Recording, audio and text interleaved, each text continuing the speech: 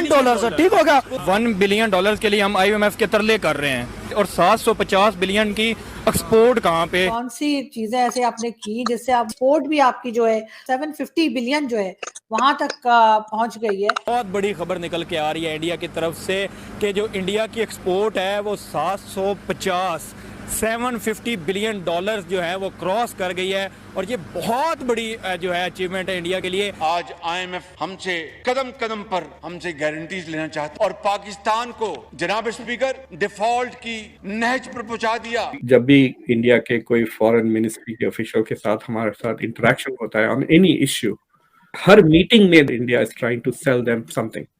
India का 5G roll out जो है वो अगर आप अमेरिकन कंपनीज की सीईओ की बात से, it is much faster happening than the even the American 5G roll out. आज हम देखते हैं कि इसरो 1000 करोड़ अर्न करा है।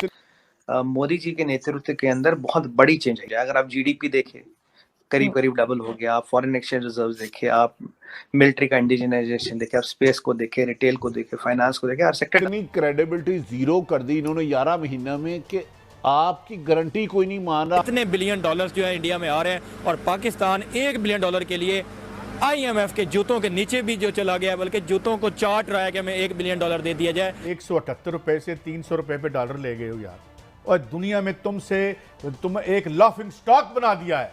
अफगानिस्तान हमसे मजबूत मैशत है।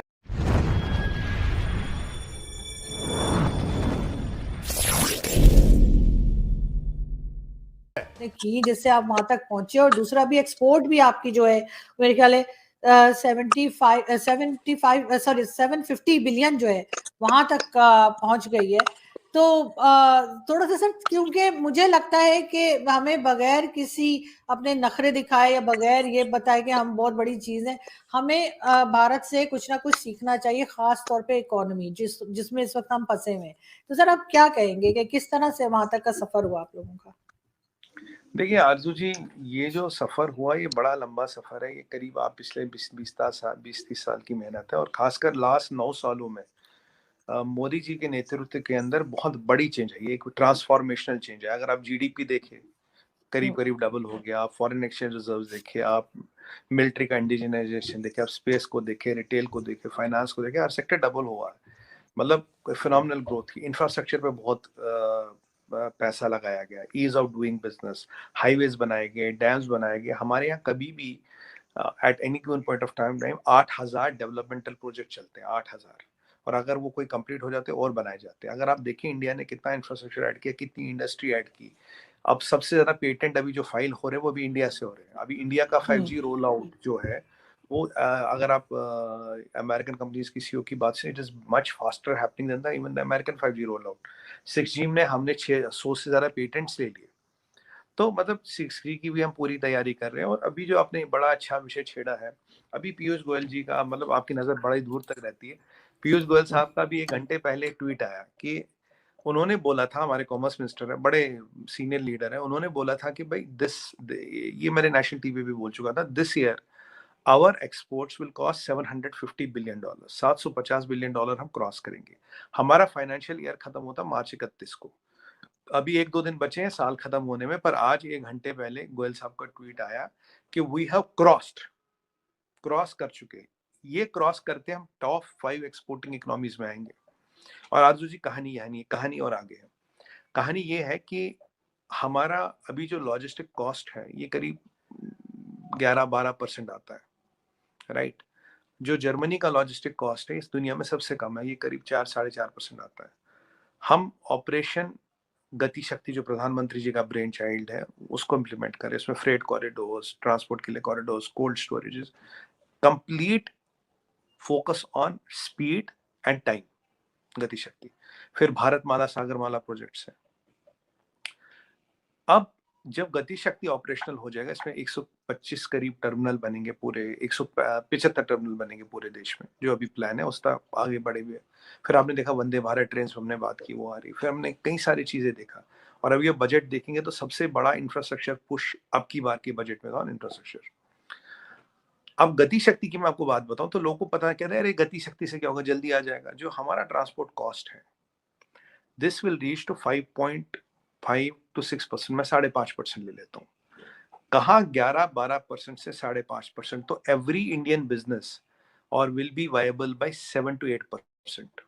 और जो टाइम होगा वो कम होगा। भारतमाला सागरमाला प्रोजेक्ट्स हम कई सारे सैकड़ों पोर्ट बना रहे हैं, पोर्ट्स की डेवलपमेंट हो रही, पोर्ट्स में ऑटोमेशन हो रहा, पोर्ट्स में ऑटोमेशन क्रेन्स हो रही है। हमने एक टाइम लिया कि इतने टाइम में हमें अपने, अगर कोई शिप आएगा इतने टाइम में हमें उसको खाली करना है, राइट।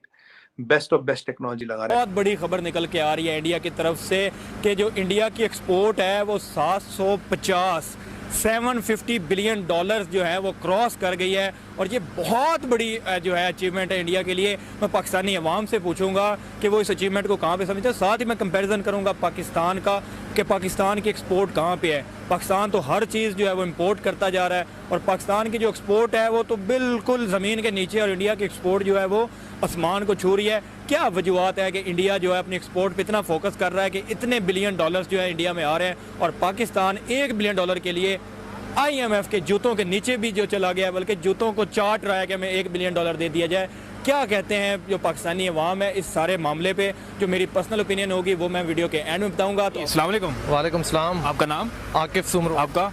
उमर फारूक चांडियो। आपका? अयाज अहमद कैम खानी। नजीबुल्लाह सांद। सबसे अगला सवाल ये है कि आपने सुना होगा कि $1 बिलियन के लिए हम IMF के तरले कर रहे हैं, और हमने महंगाई पूरे मुल्क में बढ़ा दी $1 बिलियन के लिए।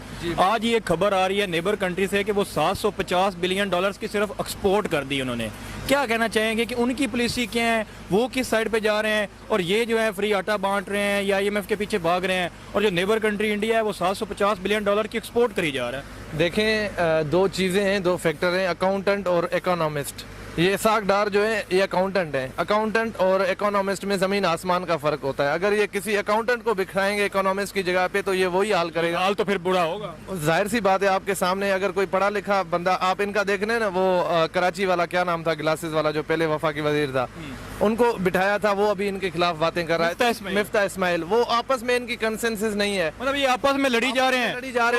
जो नेबर कंट्री है, पिछले जलसे में भी इमरान खान ने कहा था कि कोई कंट्री तब तक तरक्की कर सकता है जब वो अपनी एक्सपोर्ट बढ़ाए और दुनिया में से डॉलर उस कंट्री में आए। बिल्कुल। और आज जो है 750 बिलियन डॉलर अगर इंडिया ले सकता है, और ये कितनी बड़ी अचीवमेंट है। Things have happened. देखिए, अभी सबसे बड़ी हेलीकॉप्टर की फैक्ट्री खुल गई रिसेंटली इंडिया में। पहले कमर्शियल हेलीकॉप्टर बनेंगे, उसके बाद battle ready helicopter. It becomes the biggest manufacturing production wise. So India is doing two things: it's buying and it's also making. देखिए, I don't know when America bought weapons of high quality from anybody else. So India is playing catch up, right? So उसमें catch up भी है, plus it is also being domestic capabilities बढ़ा रहे हैं।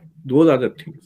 लेकिन अगर आप जाके देखें, इंडिया इस साल डिफेंस बजट में ज्यादा स्पाइक नहीं हुआ जैसे जापान, जर्मनी कर रहे हैं, और यूएस का भी काफी स्पाइक हुआ है। उस तरह India has not increased its defence budget in that proportion. One place to look at it is के India is also trying to export weapons. तो मैं एक नेबरिंग कंट्री में, उसका नाम नहीं लूंगा, I was having conversation and he was saying कि आजकल जब भी इंडिया के कोई फॉरेन मिनिस्ट्री के ऑफिशियल के साथ हमारे साथ इंटरेक्शन होता है ऑन एनी इश्यू, हर मीटिंग में the issue comes up where India is trying to sell them something. So lots of countries are becoming aware of India's domestic weapons manufacturing, or this government is far more aggressive than previous governments in marketing the India ke homemade weapons systems. So is tarah se India is also trying to sell and export weapons. That is very important because usse subsidize hoti hai aapka research और आपका economy.